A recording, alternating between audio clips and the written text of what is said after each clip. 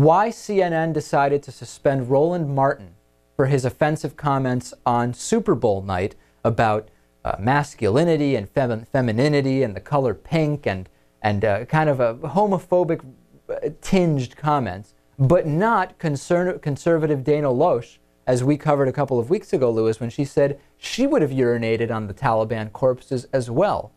Very interesting. And I started looking into this. Roland Martin has been suspended for tweeting, "If a dude at your Super Bowl party is hyped about David Beckham's H&M underwear ad, smack the ish out of him." And then he made some other comments about somebody wearing pink. I don't know. Anyway, he's a liberal guy, in theory, whatever that means. He plays a liberal on CNN, I guess, for lack of a better term. He was suspended from CNN after tweeting that. Dana Loesch was not suspended for her comments about urinating on Taliban corpses. Why? Let's look into this. What's the difference here? Well, the real difference is that CNN was specifically targeted by GLAAD, which keeps a careful eye on defamation against gays and lesbians, and other organizations saying these specific comments are offensive to this group of people.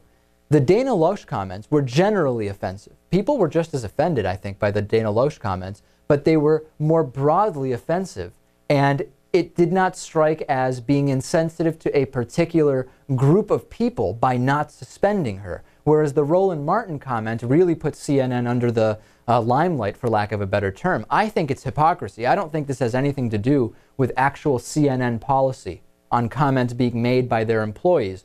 It's the reaction that happened to the blowback they received. Right.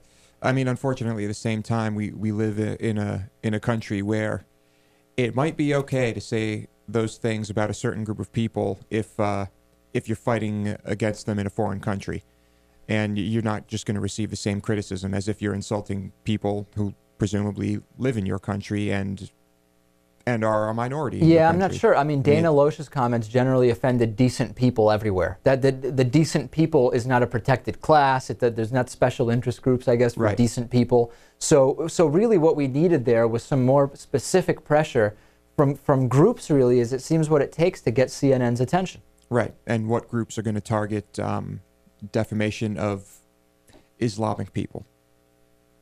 Well, those we have. That's the thing. If it was about Islamic, if it was about Muslims, I think it would have been much more clear. The problem was the comments were so broadly offensive that there was no specificity there. Am I making sense to you on this, Natan? I mean, what was the difference? I think the Muslim factor was implied in Dana Loesch's comments. It wasn't big enough for it to take the interest of Muslim groups, though, because we just didn't see that in the media. But also, a lot of these Muslim groups just don't wield the power that groups like GLAAD have in this country. That may be. What do you think, Natan, on this?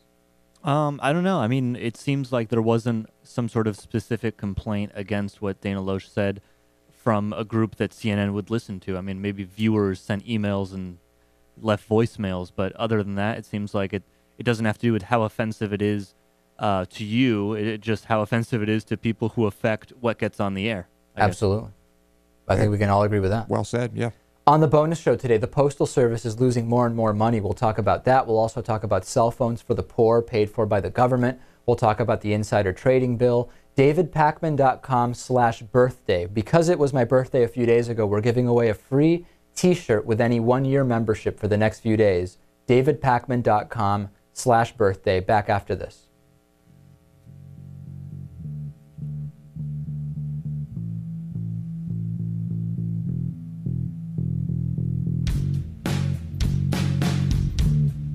The David Pakman Show at davidpakman.com.